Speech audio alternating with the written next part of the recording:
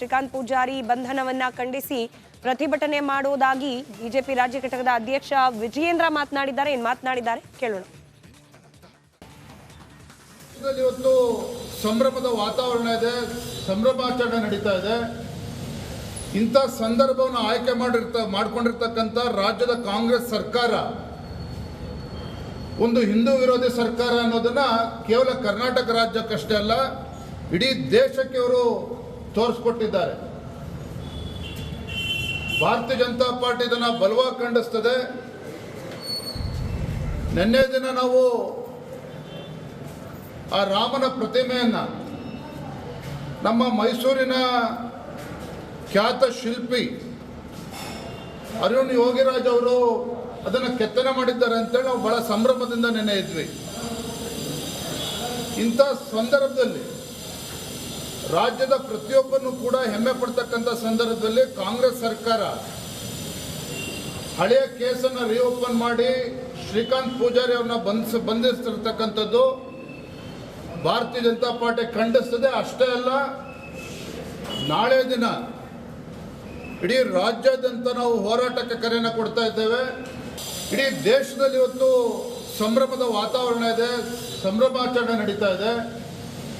ಇಂಥ ಸಂದರ್ಭವನ್ನು ಆಯ್ಕೆ ಮಾಡಿಕೊಂಡಿರ್ತಕ್ಕಂಥ ರಾಜ್ಯದ ಕಾಂಗ್ರೆಸ್ ಸರ್ಕಾರ ರಾಮ ಜನ್ಮಭೂಮಿ ಹೋರಾಟದ ವಿಚಾರಕ್ಕೆ ಸಂಬಂಧಪಟ್ಟಂತೆ 31 ವರ್ಷಗಳ ಹಿಂದೆ ದಾಖಲಾಗಿದ್ದ ಕೇಸ್ ಓಪನ್ ಮಾಡಿರುವ ವಿಚಾರಕ್ಕೆ ಸಂಬಂಧಪಟ್ಟಂತೆ ಸಾಕಷ್ಟು ಆಕ್ರೋಶಗಳು ಈಗ ವ್ಯಕ್ತವಾಗ್ತಾ ಇದೆ. ಹೋರಾಟ ಕೇಸ್ ಓಪನ್ ಆಗಿರುವ ವಿಚಾರದಲ್ಲಿ ಸಂಜೆವರೆಗೂ ಕೂಡ ನಮ್ಮನ್ನ ಪೊಲೀಸ್ ಸ್ಟೇಷನ್ ಅಲ್ಲೇ ಕೂರಿಸಿದ್ರು. ಸಂಜೆವರೆಗೂ ಒಂದು ನೋಟಿಸ್ ಕೂಡ ಕೊಡದೆ ನಮ್ಮನ್ನ ಕರೆದುಕೊಂಡು ಹೋಗಿದ್ರು. ಹೀಗಂತ ಶ್ರೀಕಾಂತ್ ಪೂಜಾರಿ ಪುತ್ರ ಮಂಜುನಾಥ್ ಪೂಜಾರಿ ರಿಪಬ್ಲಿಕ್ ಕನ್ನಡಕ್ಕೆ ಹೇಳಿಕೆಯನ್ನ ಕೊಟ್ಟಿದ್ದಾರೆ. ನಮ್ಮ ತಂದೆಗೆ ಎರಡೂ ಕೈಗೂ ಕೂಡ ಆಪರೇಷನ್ ಆಗಿದೆ, ಆರೋಗ್ಯ ಸರಿ ಇಲ್ಲ ಅಂದ್ರೂ ಕೂಡ ಕರೆದುಕೊಂಡು ಹೋದ್ರು ಅಂತೇಳಿ ಅಸಮಾಧಾನವನ್ನ ವ್ಯಕ್ತಪಡಿಸಿದ್ದಾರೆ. ಲೆಟರ್ ಎಲ್ಲ ಕಳಿಸಿಲ್ಲ, ನಮ್ಗೆ ಏನು ಇಲ್ಲ ಮಾಹಿತಿ ಇಲ್ಲ, ಅವ್ರಿಗೆ ಎದಕ್ಕೆ ತೊಗೊಂಬಂದಿರ ಅಂತ ಹೇಳಿದ್ವಿ ಸರ್. ಆ ಪೊಲೀಸರಿಗೆ ಏನಿದ್ರು ಸಾಹೇಬರಿಗೆ ಮಾತಾಡಿ ಅಂತ ಹೇಳಿದರು. ಅವ್ರು ಹೇಳಿದ್ದಾರೆ ಸರ್ ಸಂಜೆ ಮಠ, ಆದರೂ ಪ್ರೊಸೀಜರ್ ಮಾಡಿದ್ರು ಸಂಜೆ ಮಠ ಕುಣಿಸಿದ್ರು ಸರ್ ನಮಗೆ. ಆದರೂ ಸಬ್ಜೆಲ್ ಕರ್ಕೊಂಡು ಹೋದ್ರು ಸರ್. ಇಲ್ಲ ಸರ್, ಒಂದು ಲೆಟ್ರ್ ಇಲ್ಲ, ಒಂದು ಮನೆಗೆ ಬಂದಿಲ್ಲ ಸರ್ ಪೊಲೀಸರು, ಒಂದು ಮೆಸೇಜ್ ಇಲ್ಲ ಸರ್, ಆದರೂ ಕರ್ಕೊಂಡು ಹೋಗಿದ್ದಾರೆ ಸರ್. ಅದೇ ನಾವು ಅದೇ ಇದು ಮಾಡ್ತಾ ಇದ್ದೀವಿ ಸರ್. ನಾವು ಈಗ ಲೆಟ್ರ್ ಇಲ್ಲ ಏನಿಲ್ಲ, ಹಂಗೆ ಇದಕ್ಕೆ ಕರ್ಕೊಂಡು ಹೋಗಿದ್ದಾರೆ ಅಂತ ಹೇಳ್ತಾ ಇದ್ದೀವಿ ಸರ್. ಅದು ಅವ್ರಿಗೆ ಎರಡು ಕೈಗೆ ಆಪ್ರೇಷನ್ ಆಗಿತ್ತಲ್ಲ ಸರ್, ಕ್ಯೂ ಆಗ್ತೀವಿ ಸರ್. ಅದು KMCಗೂ 2 ದಿವಸ ಒಂದ್ಸಲ ಅವ್ರಿಗೆ ಟೆಸ್ಟ್ ಮಾಡಿಸ್ಬೇಕು, ಅದು ವಾಶ್ ಮಾಡಬೇಕು, ಅದಿದೆ ಸರ್. ಅವ್ರಿಗೆ ಹೇಳಿದೆ ಸರ್, ನಾ ಅಲ್ಲೇ ಕೋರ್ಟ್ ಒಳಗೂ ಅಲ್ಲೇ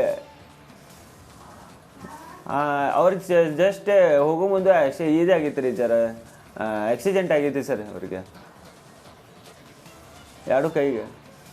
ಎರಡು ಕೈ ಫ್ಯಾಚ್ ಇದಾಗೈತೆ ಸರ್, ಸ್ಟಿಚ್ ಮಾಡ್ಯಾರ ಸರ್ ಅವ್ರಿಗೆ ಆಪ್ರೇಷನ್ ಮಾಡಿ. ಇಲ್ಲ ಸರ್, ನನಗೂ ಗೊತ್ತಿದ್ದಿಲ್ಲ ಸರ್ ಎದಕ್ಕೆ ಕೇಸ್ ಅಂತ ಏನು ಅಂತ ಹೇಳಿದ್ದಾರೆ ಸರ್ ಪೊಲೀಸರಿಗೂ. ಅವ್ರಿಗೂ ಏನಂತ ಗೊತ್ತಿಲ್ಲ ಸರ್. ನಮ್ಮ ಅಪ್ಪರು ಹೇಳಿದ್ದಾರೆ ಸರ್ ನನಗೆ ಕೋರ್ಟ್ ಒಳಗೆ, ಇಲ್ಲ ರಾಮ ಮಂದಿರ ಅಂತ ಆಯ್ತಾ ಅವಾಗಿನ ಕೇಸದು. ನಮ್ಮಪ್ಪರು ಯಾವುದೂ ಕೇಸ್ ಇಲ್ಲ ಸರ್ ಅವರಿಗೆ, ಅದ್ರ ಮೇಲೆ ಯಾವುದೂ ಕೇಸ್ ಇಲ್ಲ. ಏನು ಲೆಟರ್ ಎಲ್ಲ ಕಳಿಸಿಲ್ಲ, ನಮ್ಗೆ ಏನು ಇಲ್ಲ ಮಾಹಿತಿ ಇಲ್ಲ, ಅವ್ರಿಗೆ ಎದಕ್ಕೆ ತೊಗೊಂಬಂದಿರ ಅಂತ ಹೇಳಿದ್ವಿ ಸರ್ ಆ ಪೊಲೀಸರಿಗೆ.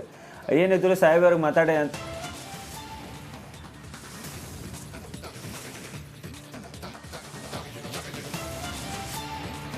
ನಾಳೆ ವಿಪಕ್ಷ ನಾಯಕ ಆರ್ ಅಶೋಕ್ ಅವರು ಕೂಡ ಭೇಟಿ ಕೊಡಲಿದ್ದಾರೆ ಹುಬ್ಬಳ್ಳಿಗೆ. ಶ್ರೀಕಾಂತ್ ಪೂಜಾರಿ ಅವರ ಕುಟುಂಬದ ಜೊತೆ ಆರ್ ಅಶೋಕ್ ಅವರು ಚರ್ಚೆಯನ್ನು ನಡೆಸುವ ಸಲುವಾಗಿ ನಾಳೆ ಭೇಟಿ ಕೊಡಲಿದ್ದಾರೆ ಅವರ ನಿವಾಸಕ್ಕೆ. ನಾಳೆ ರಾಜ್ಯಾದ್ಯಂತ ಪ್ರತಿಭಟನೆಗೆ ಬಿಜೆಪಿ ಕರೆ ಕೊಟ್ಟಿದೆ.